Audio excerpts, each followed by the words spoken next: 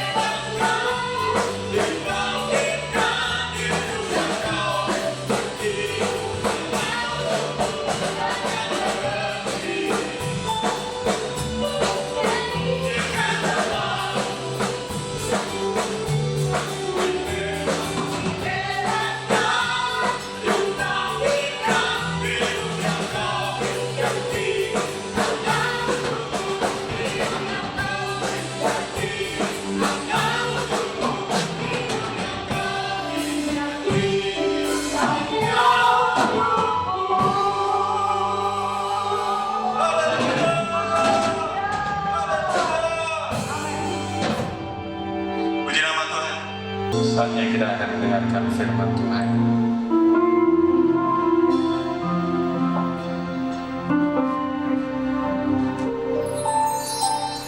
Hidupku menggenapi firman-Mu,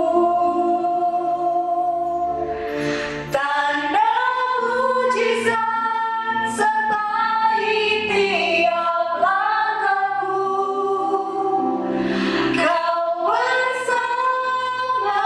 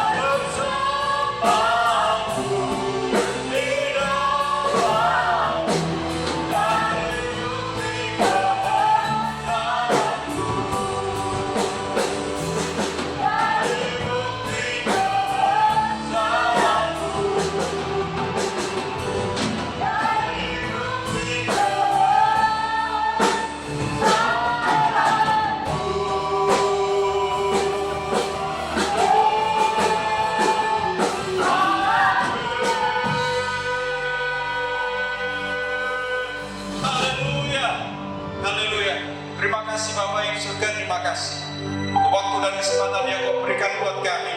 Sebentar Tuhan, kalau kami akan mendengarkan firman-Mu, berkati kami, berkati hamba.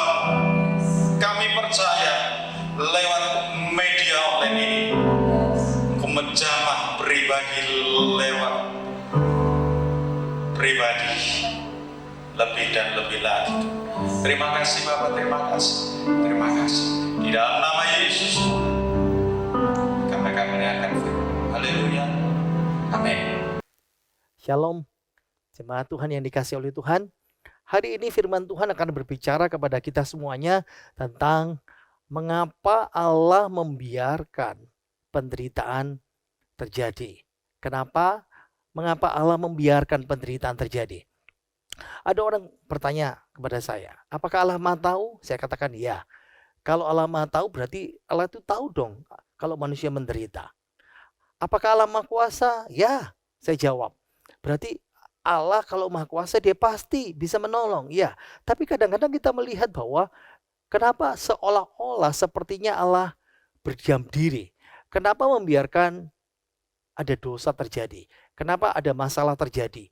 Kenapa ada sakit terjadi seperti itu? Nah, ada seseorang yang bertanya kepada C.S. Lewis. C.S. Lewis ini adalah seorang penulis yang terkenal yang menulis cerita Narnia. Dia seorang teolog awam dari Inggris. Nah, lalu dia ditanya oleh seseorang, kenapa orang benar, kenapa orang percaya menderita? Tahu enggak jawabannya C.S. Lewis? Why not? Kenapa tidak?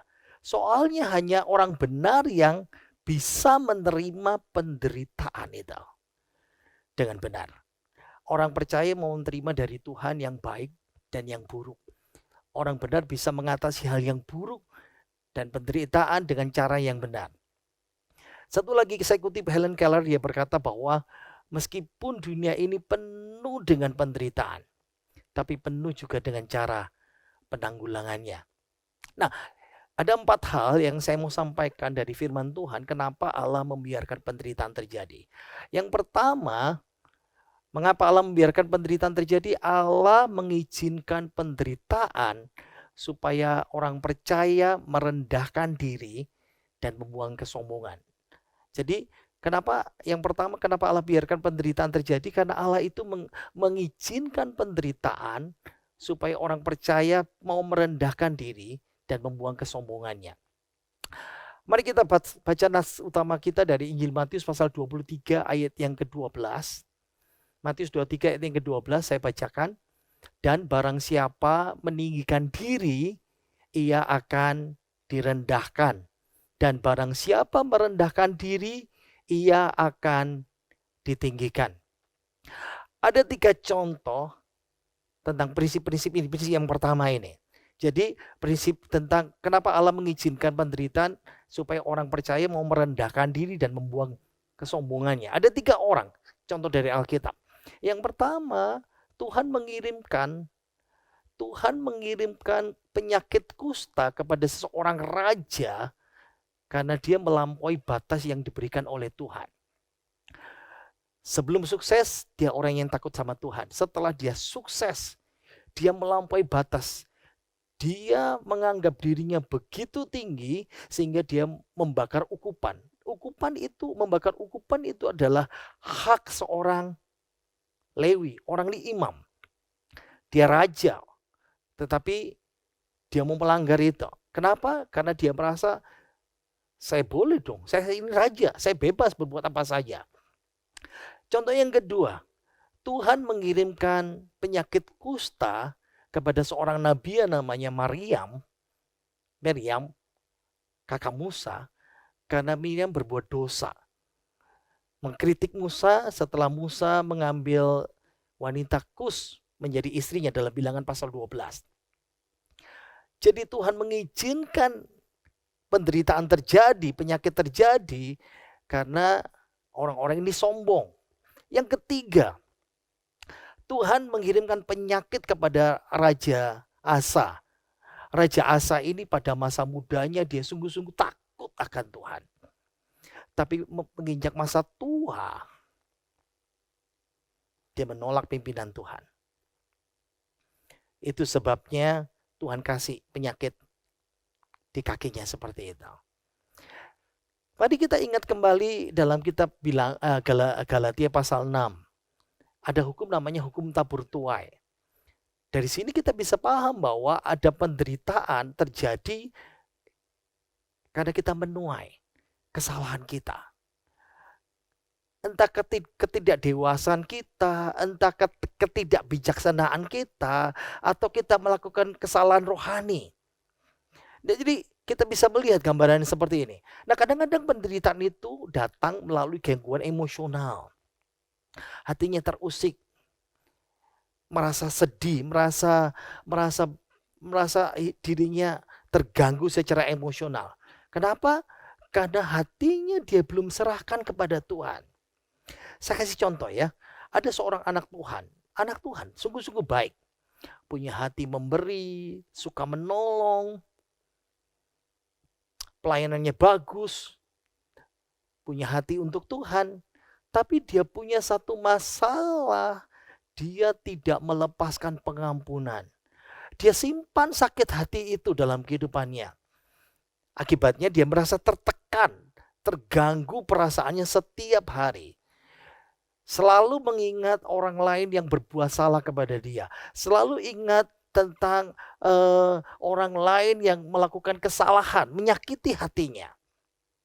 Itulah sebabnya cara Allah menundukkan orang yang tidak bisa ditundukkan manusia. Tidak bisa diomongin, tidak bisa diajak bicara. Gimana caranya? Allah menundukkan manusia itu dengan cara yang menyakitkan. Contoh 3 orang hebat tadi itu. Raja, nabi, lewat penyakit. Lewat masalah yang harus mereka hadapi dan tidak ada jalan keluar. Sakit kusta pada masa itu adalah titik akhir. Karena tidak ada obatnya sama sekali. Allah menundukkan orang itu melalui masalah dan sakit penyakit. Dan itu tidak ada jalan keluar. Kenapa? Tujuannya untuk kebaikan. Supaya kesombongan mereka, tinggi hati mereka, keakuan mereka ditundukkan Tuhan begitu habis. Supaya bisa dipulihkan lewat emosi, batin yang nyesek, rasa gelisah, rasa mangkel yang tidak bisa diluapkan. Dan itu sebabnya Tuhan mau bicara kepada kita bagian yang pertama ini. Kadang-kadang Tuhan membiarkan penderitaan itu terjadi. Kenapa? Karena Tuhan mau menundukkan keakuan orang, emosi, kesombongan seseorang. Yang kedua, kenapa Allah membiarkan penderitaan terjadi?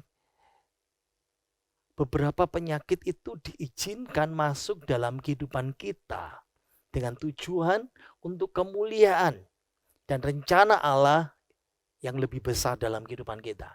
Saya ulangi sekali lagi, beberapa penyakit diizinkan masuk dalam kehidupan kita untuk tujuan kemuliaan dan rencana Allah yang lebih besar. Ada 3 contoh lagi dalam Alkitab seperti yang bagian yang pertama itu. Bagian yang pertama, contoh yang pertama adalah seorang yang bernama Lazarus. Sebagian besar saudara tahu siapa Lazarus, tapi saya mau ceritakan saja ya. Siapa Lazarus? Lazarus punya 2 bersaudara wanita yang terkenal, Marta dan Maria. 3 bersaudara di Betania yang sangat-sangat mengasihi Tuhan, dekat dengan Tuhan Yesus. Injil Yohanes pasal 11 ayat 5 mengatakan bahwa Yesus memang mengasihi Marta dan kakaknya dan Lazarus. Wow. Siapa Lazarus? Alkitab mengatakan, Injil Yohanes mengatakan Yesus mengasihi Marta, Maria, dan Lazarus. Coba pahami sebagai orang Kristen ya, kalau kita dikasih Tuhan Yesus. Saya dikasihi Tuhan Yesus. Wah. Orang memikirkan hidup nyaman, hidup enak, hidup diberkati. Ternyata tidak. Lazarus dibiarkan menderita sakit parah. Bahkan sampai meninggal. Bahkan sampai terlambat 4 hari. baru Yesus muncul. Dan sepertinya ini seperti pembiaran. Nah, kalau ditanya, kenapa Tuhan biarkan penderitaan ini? Apa tujuannya? Nah, satu hal yang kita harus pahami bahwa pada masa itu, meskipun Marta, Maria, Lazarus begitu mengasihi Tuhan, tapi sebagian besar orang Yahudi tidak percaya kepada Yesus. Dan tidak percaya kepada Yesus sebagai Mesias, sebagai Tuhan Allah kita. Itu sebabnya Tuhan pakai seseorang yang bernama Lazarus. Siapa Lazarus? Orang yang paling dia kasihi. Orang yang dia kasihi. Apa tujuannya? Tuhan membiarkan penderitaan dialami oleh Lazarus sehingga dia mati, meninggal. Dengan satu tujuan untuk membuat mujizat. Dan mujizat itu dipakai untuk kemuliaannya supaya orang mengenal Yesus. Ayo kita lihat klipnya berikut ini. Ini ada klip yang kita bisa lihat. Semoga kita bisa memahami ya gambarannya seperti apa. Mereka menyingkirkan batu itu.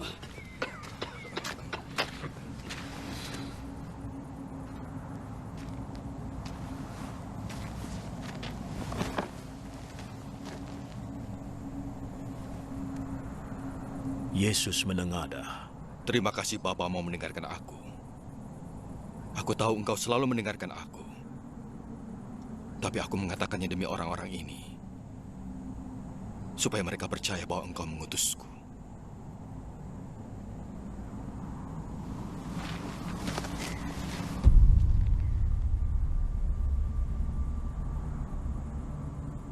Sesudah berkata begitu, ia berseru dengan suara keras. Lazarus, keluarlah.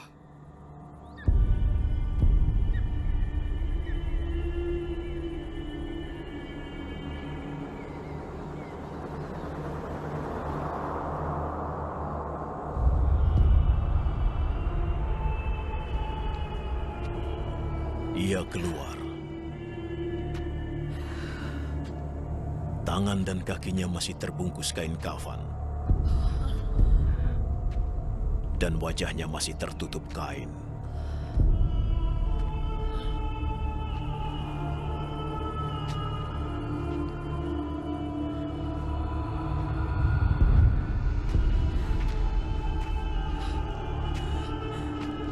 Lepaskan kafannya dan bebaskan dia. Banyak orang yang datang mengunjungi Maria melihat perbuatan Yesus dan mereka percaya padanya. Kita melihat dari klip ini, kenapa Tuhan membiarkan penderitaan dialami oleh Lazarus. Karena tujuan Allah menghendaki semua orang melalui peristiwa sakit, meninggal, dan dibangkitkan Lazarus. Tujuan akhirnya orang mengenal Yesus dan percaya kepada Yesus. Contoh yang kedua dalam Alkitab. Ada orang yang lahir cacat dari sejak lahir. Jadi semenjak lahir dia hidup sebagai anak cacat. Wow, menjalani hidup cacat sejak lahir. Saya rasa tidak ada seorang pun yang mau dilahirkan sebagai orang yang cacat. Tuduhan masyarakat dulu dan sekarang mungkin beda-beda tipis. Kalau sekarang mungkin dalam hati, tapi zaman dulu langsung dinyatakan. Kalau orang lahir cacat, biasanya dianggap sebagai anak yang terkutuk. Anak yang dikutuk. Bahkan sampai abad lalu pun orang menganggap ketika orang melahirkan anak cacat, dianggap anak itu anak terkutuk. Belum lagi tuduhan teologis, pandangan agamis pada masa itu. Kalau ada anak cacat, kalau ada bayi yang dilahirkan cacat, berarti orang tuanya punya dosa atau anak itu punya dosa. Tapi Tuhan Yesus menyatakan sesuatu yang beda. Ayo kita baca dalam slide berikut ini. Yohanes 9 ayat yang ketiga versi bahasa Indonesia masa kini.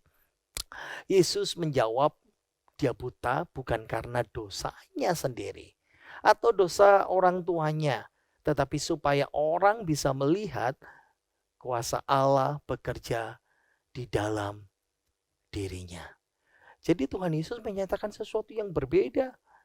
Slide berikut ini mengatakan Yesus mengajar dari sudut pandang yang baru. Orang buta ini lahir cacat. Karena Allah membiarkannya mengalami cacat dari bayi.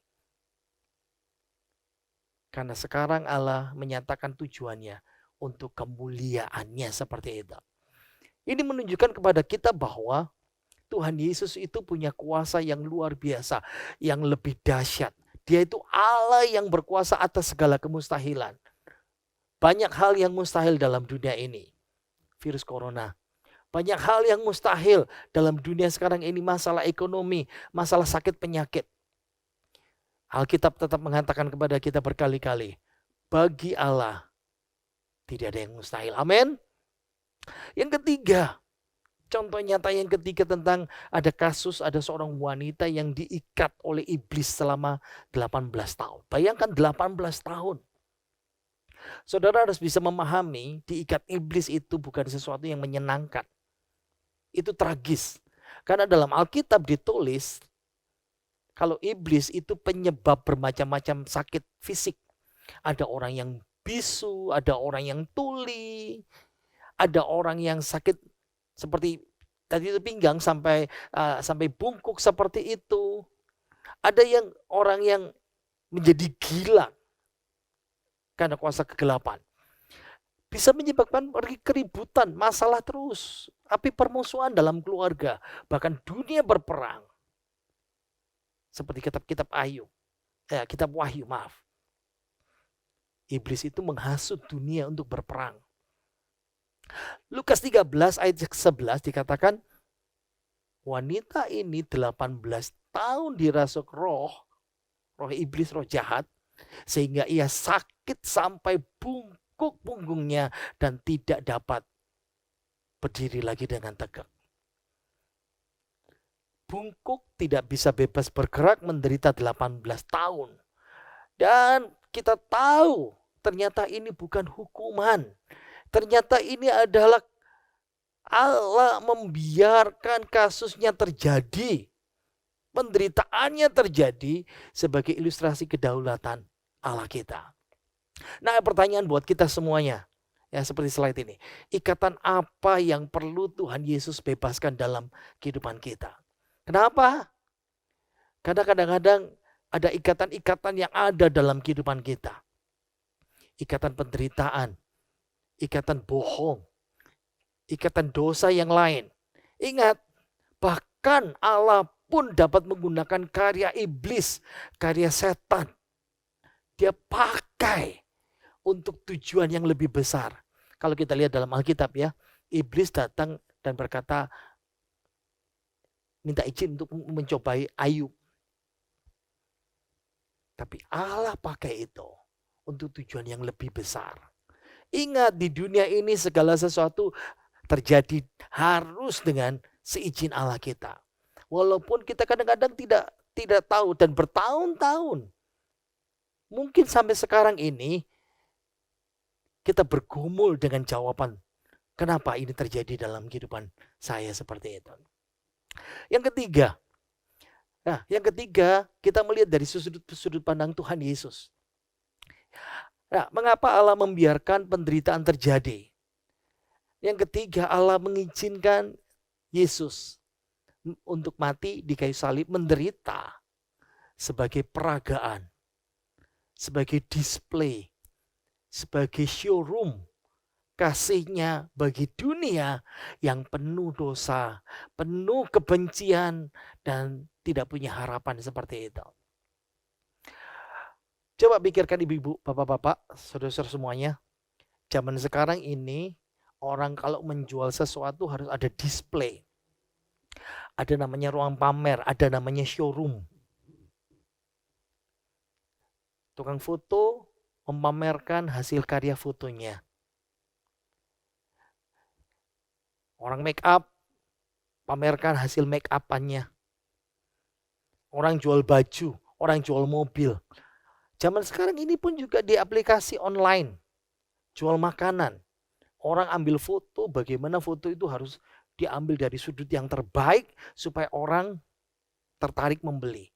Kadang-kadang kasih klip video supaya orang tertarik.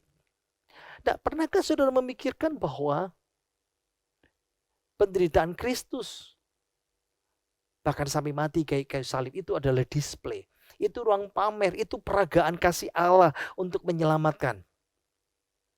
Yang pertama ya, coba perhatikan seperti ini.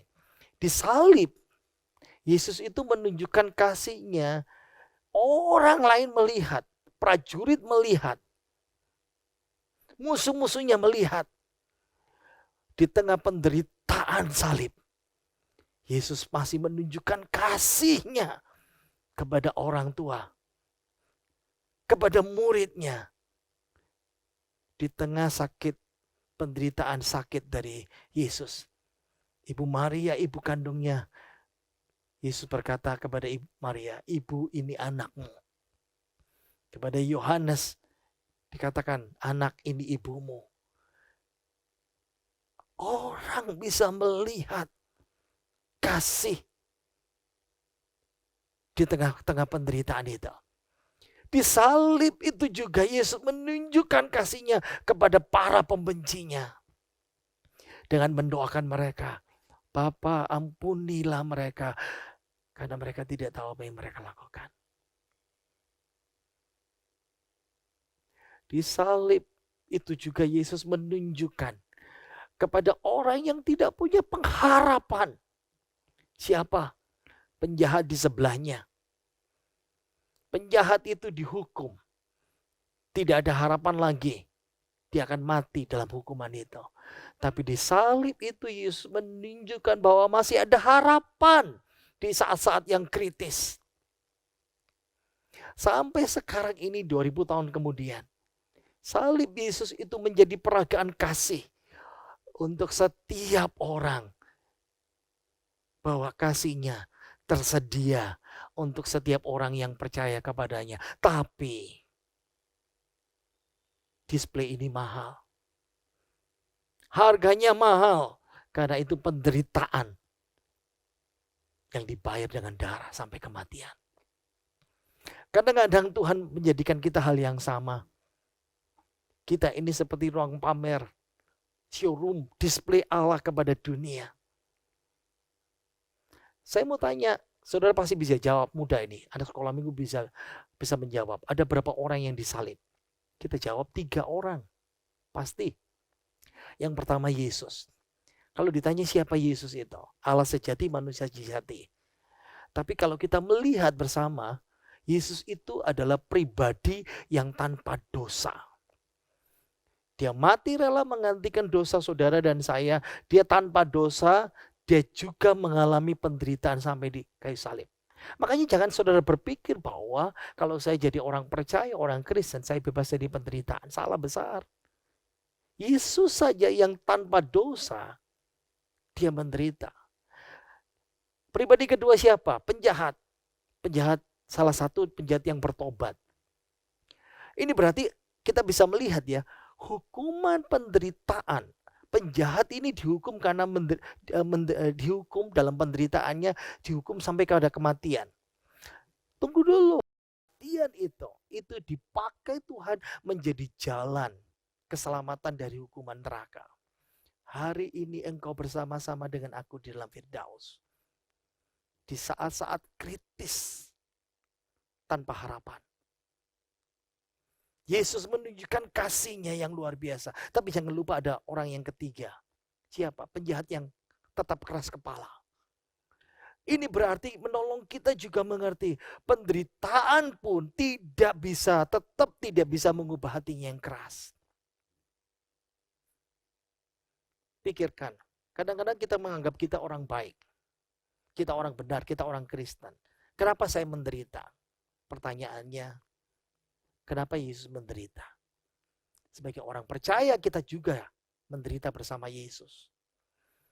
Kalau saudara merasa bahwa sekarang ini sedang mengalami hukuman Tuhan, saudara menderita, saudara sakit, saudara mengalami kesusahan, bukan berarti tidak ada harapan di tengah-tengah situasi kritis. Amin. Yang ketiga, jangan sampai saudara tetap keras kepala. Penderitaan tidak mengubah hatimu. Padahal Yesus sudah memberikan kesempatan. Kesimpulan saya adalah semua orang di dunia ini menderita. Bagaimana cara kita meresponi? Seperti saya katakan tadi dalam pendahuluan. Seperti Helen Keller katakan. Meskipun banyak penderitaan, tapi banyak cara untuk menanganinya. Saya memberikan satu kisah nyata, contoh nyata yang luar biasa yang terkenal. Orang mengenal dia sebagai nama Carmichael. Dalam slide berikut ini ya. Amy Beatrice Carmichael. Sudah lihat ya, dia lahir tahun 1867, meninggal tahun 1951. 83-84 tahun. Dia lahir di Irlandia, tapi dia berikan hatinya untuk Tuhan melayani sebagai misionaris di India. Dia buka panti asuhan. Dia juga pendiri Don Nafur Fellowship. Dan dia melayani di India 55 tahun tanpa cuti. Dan itu dia menulis juga banyak buku. Apa yang poin saya mau katakan? Dia menyelamatkan begitu banyak ratusan anak laki-laki dan perempuan India dari kesengsaraannya. Karena di sana anak-anak itu diperjualbelikan sebagai budak seks. 55 tahun pelayanan. Menghasilkan banyak buah di India. Jangan dipikir dia menerima hal yang indah, tidak. Amy Carmichael, dia menderita sakit. Sampai dia tidak bisa bangun dari tempat tidurnya. Penyakit radang sendi menggerogoti tubuhnya sampai dia cacat. Amy Carmichael, dia mengeluh. Dia meragukan Allah? Tidak sama sekali. Amy menjadi inspirasi banyak orang. Tetap membimbing banyak orang. Don Nafur Fellowship tetap dia layanin.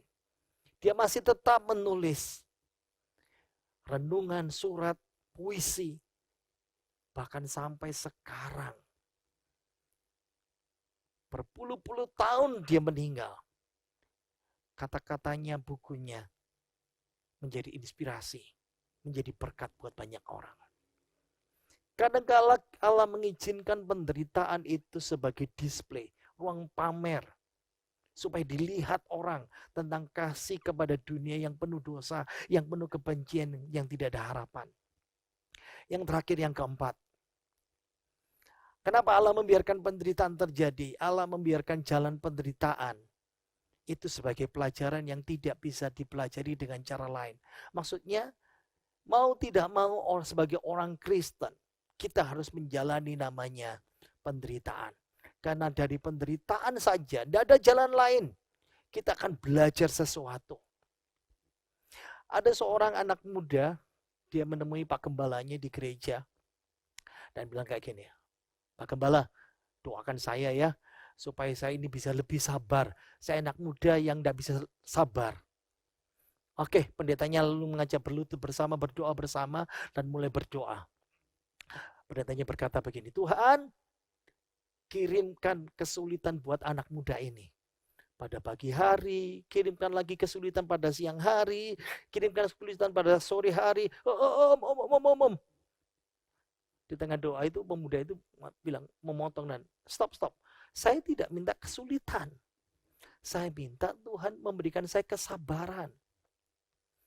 Gembalanya yang bijak itu berkata, saya tahu nak. Tapi lewat kesulitan kita belajar sesuatu. Pernahkah kita pikirkan tokoh-tokoh Alkitab yang luar biasa? Paulus, Musa, Daud, Yesaya, Yeremia, banyak nabi, banyak tokoh yang lain menjadi orang besar. Dipakai Tuhan sebagai Allah Tuhan. Jalannya cuma satu, lewat penderitaan. No shortcut, tidak ada jalan tol, tidak ada jalan bebas hambatan. Paulus pertama kali dia dipanggil lewat kebutaannya. Dan seorang rasul yang bernama Aeneas dipanggil Tuhan untuk mendoakan. Dan Tuhan berkata sama Aeneas, kasih tahu Paulus. Lewat banyak penderitaan kau harus tanggung untuk namaku. Jadi saudara jangan memikirkan bahwa kalau orang Kristen saudara bebas dari penderitaan. No, penderitaan itu hal yang wajar dalam kehidupan orang Kristen. Paulus menjadi pengajar teladan, berkat bagi banyak orang, influencer, menjadi pengaruh besar buat banyak orang. Jalan satu-satunya itu lihat penderitaan. Ayo kita baca ya, Ibrani 12 ayat yang ke-11.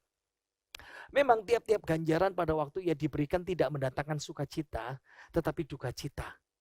Tetapi kemudian ia menghasilkan buah kebenaran yang memberi damai kepada mereka yang dilatih olehnya.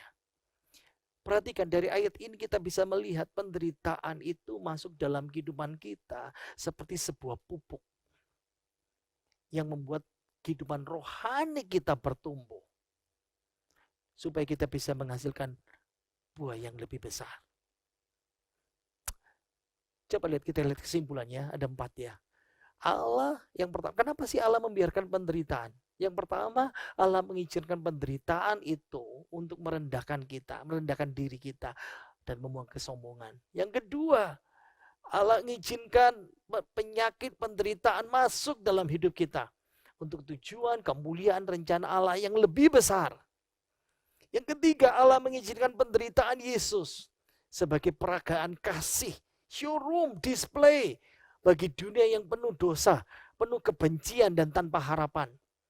Dan yang keempat, Allah biarkan jalan penderitaan itu sebagai pelajaran yang tidak bisa dipelajari dengan cara lain. Mau tidak mau harus kita belajar melalui penderitaan, baru kita belajar sesuatu dari Tuhan. Saya mau tutup dengan satu kisah. Ada seseorang pengusaha. Ketika masa resesi, dia kehilangan pekerjaannya. Bisnisnya hancur, kekayaannya habis, asetnya lenyap, bahkan rumahnya pun yang mewah itu terjual. Masih juga meninggalkan hutang. Sempurnalah kesedihannya. Istri yang mendampingi dia, mensupport yang dia cintai, juga diambil Tuhan, meninggal. Tapi dia tetap pegang teguh imannya.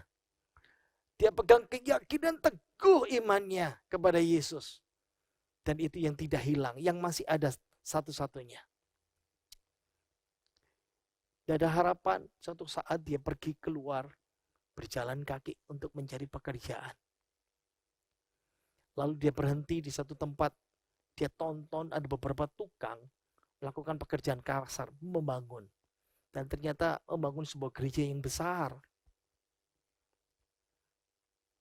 Salah seorang tukang batu mengerjakan sesuatu yang cukup rumit dan hati-hati. Yang lain memukul batu dengan keras, tapi yang ini hati-hati sekali. Ketika dia lihat semakin dekat, tukang itu memotong batu yang segitiga. Lalu bapak ini bertanya, Pak, Mas, buat apa segitiga itu? Mau ditaruh mana, Thomas? Lalu tukang itu menunjukkan sebuah ujung menara gereja yang di atas. Bapak lihat menara kita, menara gereja itu. Ya, Bapak lihat segitiga kecil, lubang kecil di atas sana. Ya, nah, saya sedang membentuk batu ini dengan ukuran yang pas supaya muat di puncak sana. Ketika dia mendengar bisnismen yang gagal dan hancur semuanya ini, dia tersentuh hatinya, lalu air matanya meleleh dengan haru ketika dia berjalan pulang. Sudah tahu kenapa? Karena dia sadar bahwa Tuhan Yesus sedang berbicara lewat tukang itu. Hari ini dia menemukan jawabannya.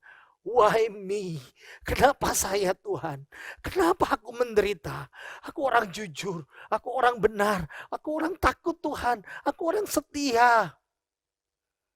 Tuhan sedang menjawab, aku sedang membuat engkau menjadi kecil. Aku memahat engkau, aku membuat engkau sakit. Engkau terbuang, kan aku mau menaruh engkau di puncak. Biarlah firman Tuhan ini boleh menyentuh dan menjadi berkat buat kita. Mari kita nyanyikan pujian kita, Pelangi Kasih-Nya.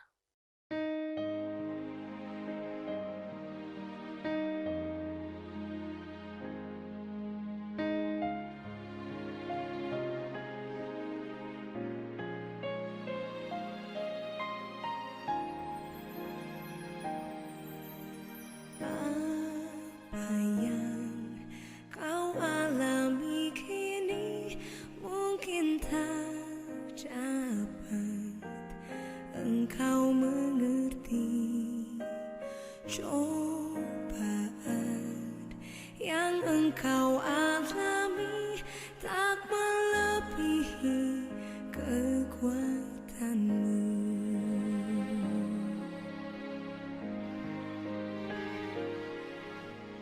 Tuhanmu tak akan memberi ular beracun pada yang minta roti. Satu hal tanamkan di hati, indah semua yang Tuhan beri. Tangan Tuhan sedang merendam suatu karya yang agung mulia. Saatnya kan tiba nanti, kau lihat pelangi kasih-Nya.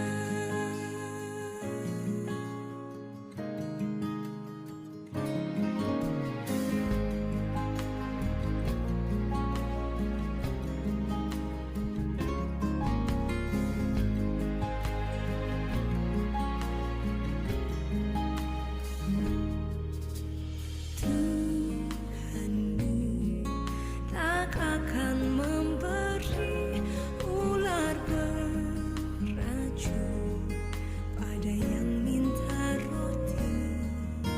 Satu hal tanamkan di hati, indah semua yang Tuhan beri.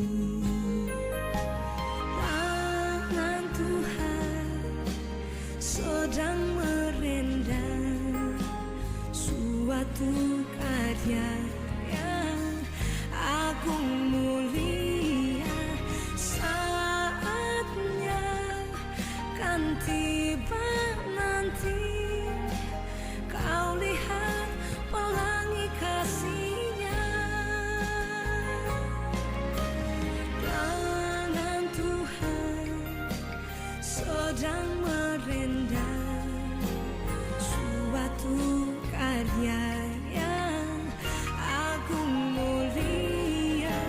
Saatnya kan tiba nanti, kau lihat pelangi kasih-Nya. Tangan Tuhan sedang merendam.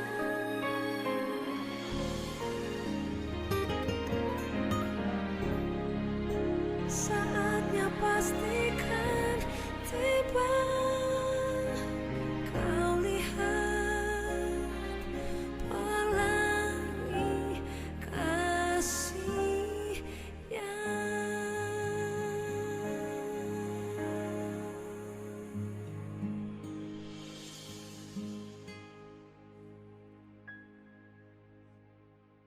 Bapa kami dalam sorga, terima kasih karena Engkau sudah memberkati kami melalui firman-Mu pada hari ini.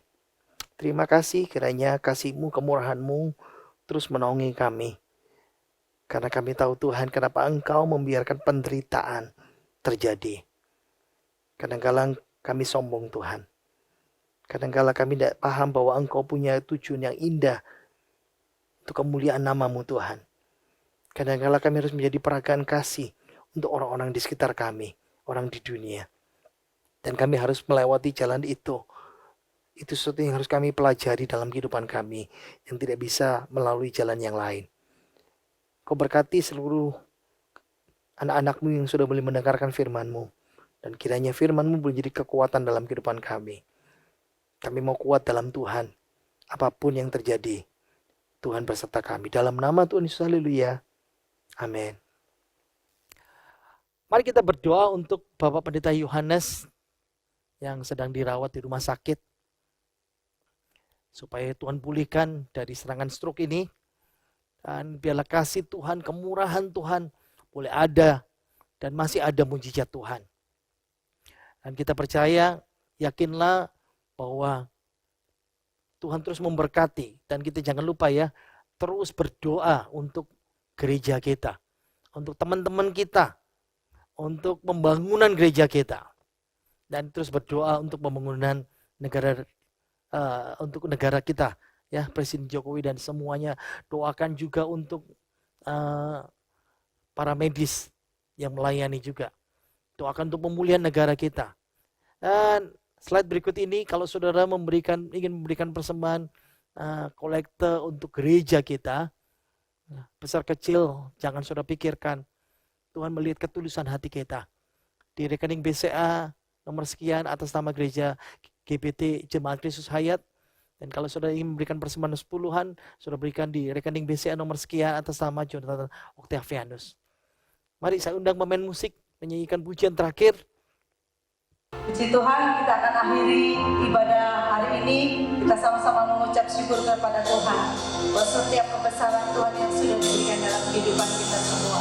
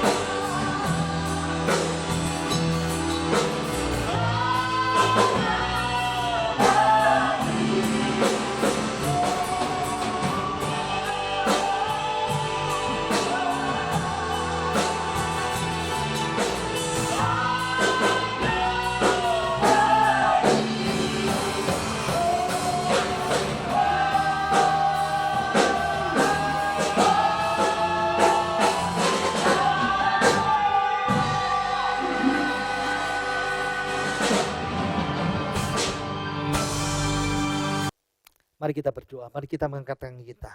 Tuhan, kami berdoa untuk hamba-Mu Bapak Pendeta Yohanes. Kiranya Tuhan boleh menjamah, berikan kekuatan, pemulihan, kesehatan dalam kehidupannya. Tidak ada yang mustahil bagimu Tuhan.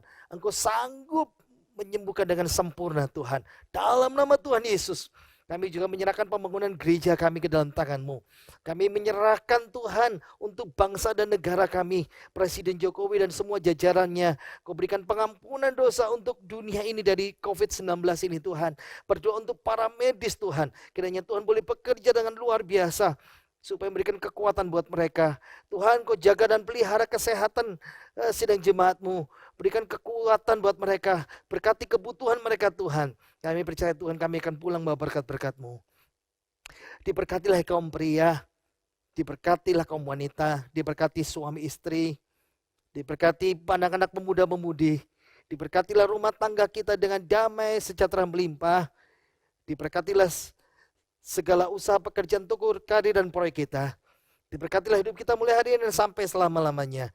Kiranya berkat dari Bapa Putra Kudus berkati saudara dan saya mulai hari ini dan sampai selama-lamanya. Dalam nama Tuhan Yesus Kristus. Dan kita semua yang percaya berkata, amin. Selamat hari Minggu. Tuhan Yesus memberkati kita semuanya.